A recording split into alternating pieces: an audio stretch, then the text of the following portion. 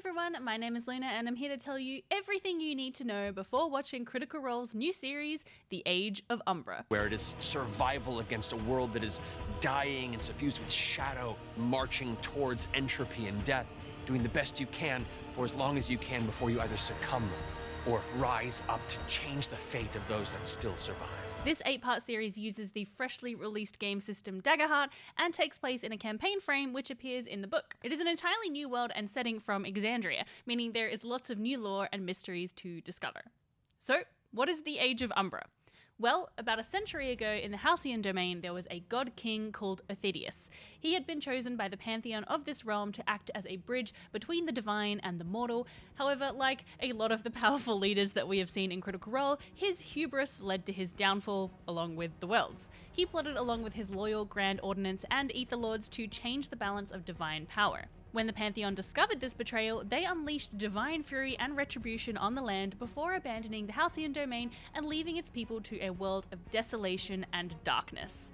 With no gods to steward the souls of mortals, every living person now has Soul Blight, a mark that when they die causes them to rise again as a corrupted revenant. If the revenant's physical form is destroyed, its soul joins a dark mass known as the Umbra.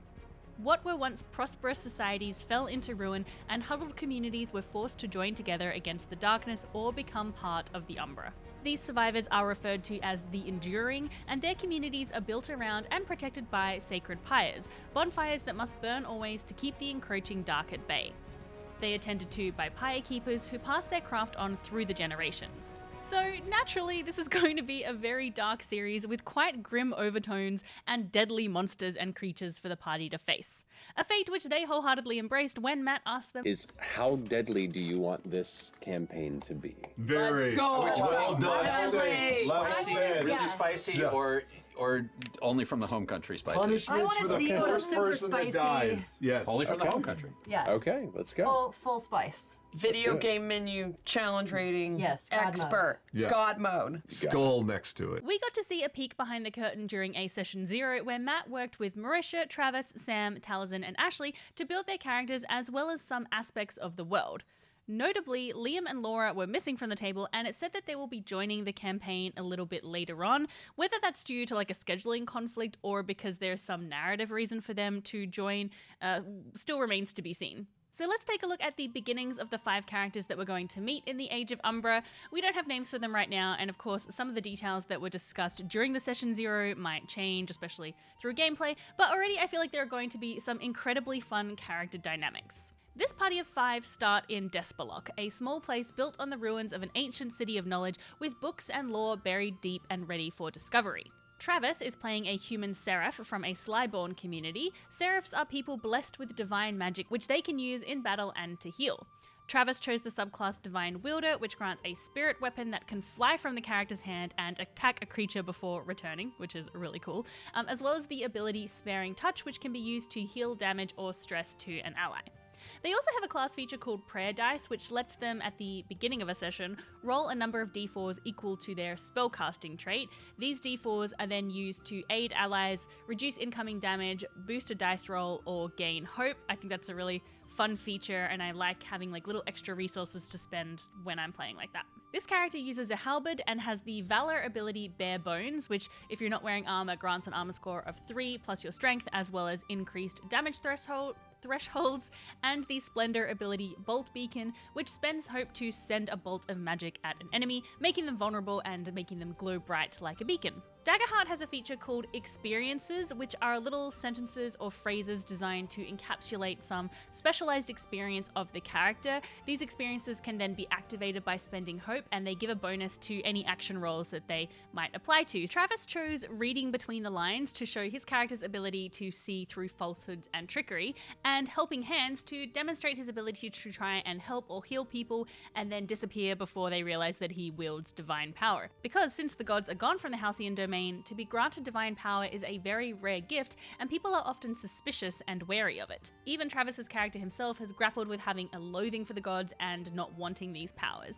Perhaps his mother has something to do with it though, since when she was alive, she still held to the stories of the old gods. This guy left where he previously was because it was overrun by some sort of dark phenomenon. Had to jet.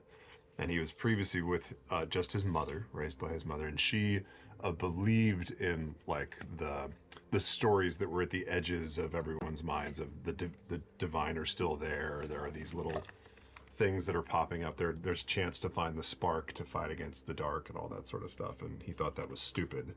And then after she died, he started getting a little bit of this power. And so in fleeing this village, now it's his like personal mission to try and like find where those sparks might be, since he has a little bit of it. Taliesin is playing what sounds like a very strange and disturbing character, surprising absolutely no one.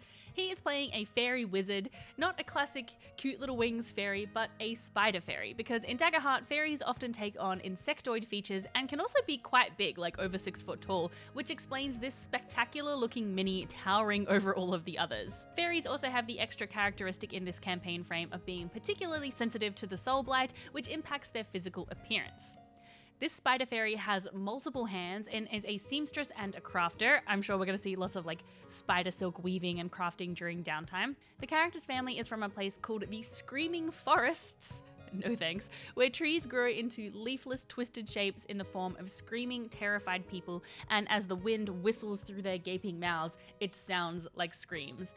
You know, a nice little horror-filled area which Taliesin also came up with. It's not clear at this stage how the family left this area and ended up in an underborn community where the spider fairy met Ashley's character, but I'm assuming we'll sort of find out during play, and obviously they haven't thought of it yet either. Taliesin chose the wizard subclass School of Knowledge, which grants them an additional domain card and the ability to use stress instead of hope to activate their experiences, doubling the modifier if they do so. The experiences Taliesin started to craft are more hands make less work, and absolutely supposed to be here. Wizards can also use prestidigitation and have a feature called Strange Patterns, which allows them to choose a number, and anytime they roll that number on a duality die, they can gain a hope or clear a stress. That's super fun, just like a fun little detail, and I love the idea of, you know, what number you pick being sort of significant to the character. From the Codex domain, Taliesin chose the ability Book of Ava, which grants 3 spells, Power Push, which can knock an enemy back, Tavor's Armor, which grants a +1 bonus to their armor score, and Ice Spike, which can summon a giant ice spike. Also from the Codex domain, he chose Book of Iliad, which gives the spells Slumber, which can magically cause a creature to fall asleep, Arcane Barrage, which spends hope to shoot magical projectiles, and Telepathy, letting them speak telepathically. I really like that a lot of these sort of spells are quite simple in that they, you know, it does what it says on the tin, essentially.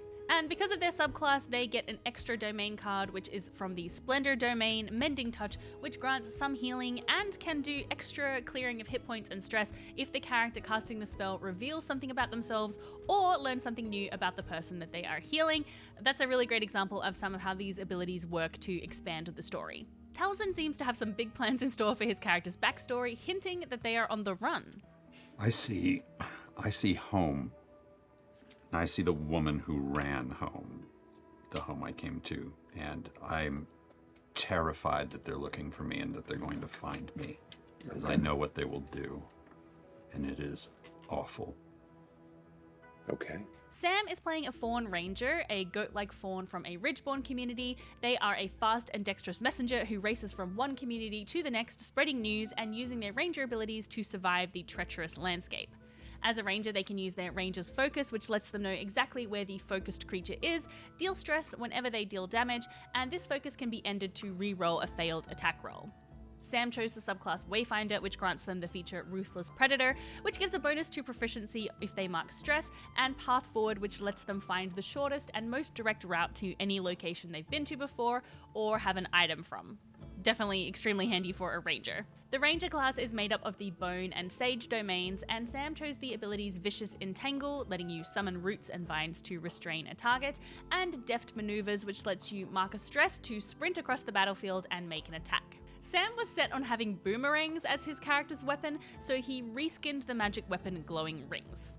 He was also still workshopping his experiences, but one he was quite set on is Spineless Coward, which ultimately could be useful when trying to hide or run away or like point the blame somewhere else. This cowardice is in contrast though to the adrenaline and intrigue that the character feels when staring into the dark void of night and seeing eyes watching. My guy is so used to running and hiding and escaping and averting danger that maybe the fear of the unknown, and seeing that, imagining that things are out there waiting, is almost like, it's not like a high, but it sort of fuels him. Like reaches a level of cowardice, of fright, where it's just like he goes into overdrive and he's like, I gotta go. I can get through this, and it sort of gives him like a boost of adrenaline to sort of get through it. So it's almost like the unknown inky void is like it's a drug. It's enticing. Marisha is playing a frontline tank, an orc guardian who was once a pyre keeper, one charged with the task of keeping the sacred pyre in Despelok burning at all times, reflected in the experience that she chose, calloused, referring to the character's calloused hands. But despite this important duty, this guardian felt a call to do even more in the world, and also in the dark of night wonders if they should even be tending the flames at all. I think I've spent years, decades even, staring into fire, sacred fire. Then now that when I look into the darkness, it starts to form black tendrils of flame, and it gives me a sense of shame or unease. Is it because I've abandoned my post on some sort of selfish, self-fulfilling journey, honor? Or is it because the flame is just all-consuming and eats everything it touches? Or maybe the flame isn't as sacred as we've made it out to be. And we've just built it up in our heads. Maybe the flame was a lie. Guardians are characters who often follow a code or a cause, loyal defenders and fighters who have an unstoppable die once per long rest, which starts at 1 and increases every time they deal damage. While they are unstoppable, the Guardian has decreased damage severity, gets a bonus to their damage rolls, and cannot be restrained or vulnerable. It's kind of similar, I suppose, to like a Barbarian Rage. Marisha's character is all about taking and dealing heavy blows since they wield a great sword and wear heavy armor, plus she chose the subclass Stalwart? Is that how you say that? Stalwart? No, you know how when you say a word too many times it doesn't sound real anymore? Stalwart, which grants a permanent bonus to damage rolls and lets the character mark an additional armor slot to reduce the severity of incoming damage. Normally, you're only allowed to mark 1, so it's like an extra tanky feature. The character has an interest in the past and history, with Marisha toying around with the experience phrase historically inspired, but I think she's still workshopping that. Matt encouraged her to think about a historic code or order that the character might have learned about and decided to pursue, so I'm really keen to see what that ends up being if she does end up sort of following that path. From the Valor and Blade domains, Marisha chose the abilities I Am Your Shield, which allows you to mark a stress to redirect an attack that would hit an ally to yourself instead, and it allows you to mark any number of armor slots to reduce the damage, and Whirlwind, which lets you attack multiple creatures. I'm really excited to see Marisha play this sort of loyal defender tank. I am honestly an absolute sucker for a valiant, loyal warrior who is like self-sacrificing, and I think there's going to be some interesting tension around this Guardian giving up their Pyre Keeper post. Lastly, Ashley, who was a bit undecided for a while, is playing a Clank Bard. Clanks are essentially Daggerheart's version of Aeomatons or Warforged or Constructs. In this campaign frame, they are often made from stone or iron and were originally vessels for divine messengers and holy spirits, and when the Pantheon left the Halcyon domain, many stopped working and becoming statues. It reminds me actually a lot of the story of Aeomatons because they are also relics of sort of a bygone age.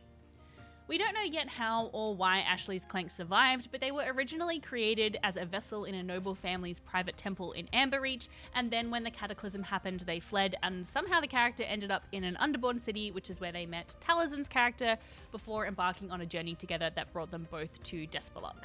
As a bard, Ashley was very interested in the Clank's body being reminiscent of a music box, and she's currently playing with the Soothing Melody as one of the character's experiences. The Bard class is made up of the Grace and Codex domains, and Ashley chose the abilities Enrapture, which, unsurprisingly, enraptures the target and makes them fully focus on you, and Book of Tafar, which gives the spells Wild Flame, where you can burn someone in melee range with magical flames, Magic Hand, which is very similar to D&D's Mage Hand, it sort of produces a spectral hand, and Mysterious Mist, which conjures an obscuring fog. The character also gets some very cool class features like a rally die, which can be used to inspire allies.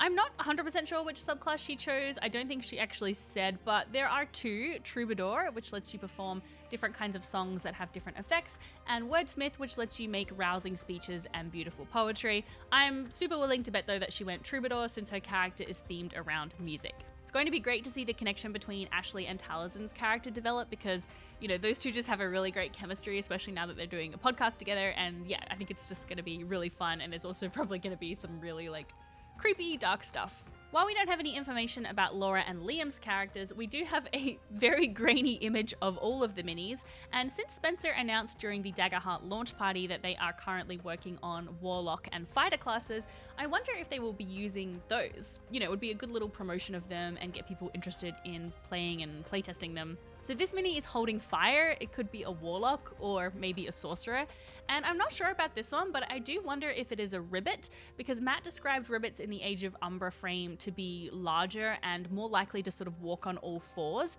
There's just something about the posture of this one that makes me think that, but I don't know. If you have any theories or predictions, please let me know in the comments. I really can't wait to see if we predict anything correctly. Something that I really like about the Daggerheart campaign frames is that they each provide some unique mechanics specific to that frame. And I think that's just like a really fun and smart way of showing GMs how you can adapt and modify the game to suit the genre or the setting that you're interested in.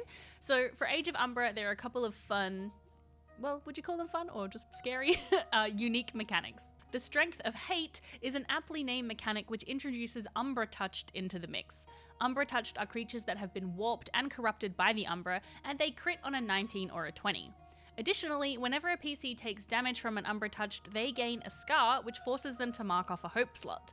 The scars slowly begin to corrupt them. When they attack, they deal an additional amount of damage equal to the number of scars that they have, but if they ever take a scar and have no more hope slots to mark off, they run into the dark and become one of the nightmares of the Umbra. The next unique mechanic is the Fiery Beacons, which are the sacred pyres that protect the communities built up around them. They can only be started by a Blessed Branch, which is an extremely rare relic of the before times. If they do find a Blessed Branch and light it, it repels all monsters in the vicinity and everyone gains 3 hope. But it must be tended to constantly, otherwise it will go out. Lurking Darkness is a mechanic which interacts with resting. The GM rolls on this table during the rest to see what Lurking Darkness threatens the party. In Daggerheart, characters can choose from a number of options when they short and long rest, and this adds the option Keep Watch, which allows the PC keeping watch to roll their hope die and choose whether or not to swap it with whatever number the GM rolled. And the last unique mechanic is Soul Blight. If a PC dies, the GM can spend fear to raise them as a zombie, which then fights against the party.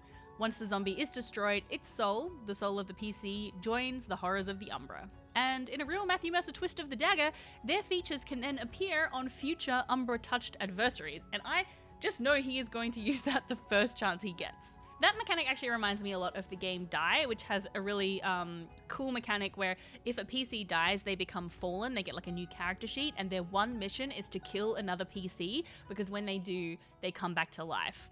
A little shameless plug, but I played in a Die season on the podcast Roll to Cast, so if you like this kind of dark fantasy vibe, I think you'll really like it. It's a great season. I'll put a link in the description. Something that I really like about the Daggerheart book is that the campaign frames aren't full outlines of an adventure, but rather a jumping off point to get you started in building your own.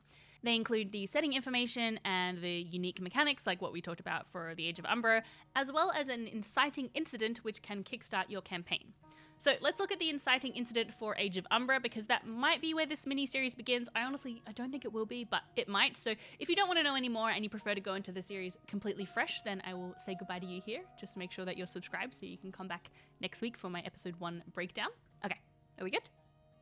We're good. The inciting incident for Umbra takes place in the settlement of Okros. Hunting bands left the settlement in search of resources, and the Huntmaster of Rados, a Ridgeborn giant, recently found a forgotten temple in the Shulk Chasm.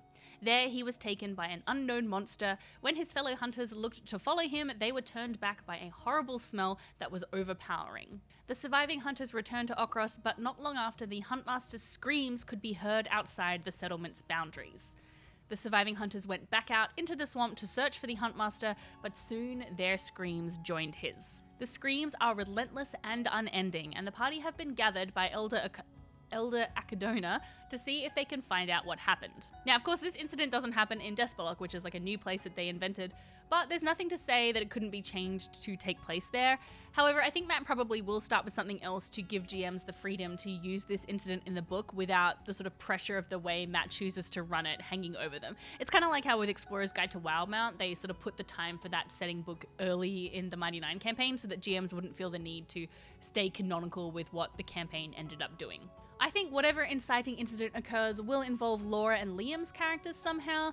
Perhaps they were the ones who have gone missing and the others have to find them, or maybe they will even be antagonists that the party will have to face and then, I guess, recruit. If you have any theories, please put them in the comments below. It will be really fun next week to see if any are right. In the meantime, you can continue the discussion in my Discord where we have a live watch party every week. There's a link in the description. And if you want to see more of the Daggerheart sourcebook, you can see my unboxing of the limited edition right here. Bye! I'm pretty sure not all of you are going to make it to the end. Oh, goody. Matt, which one of us is going to die? On a long enough timeline. You, Sam. It's always you.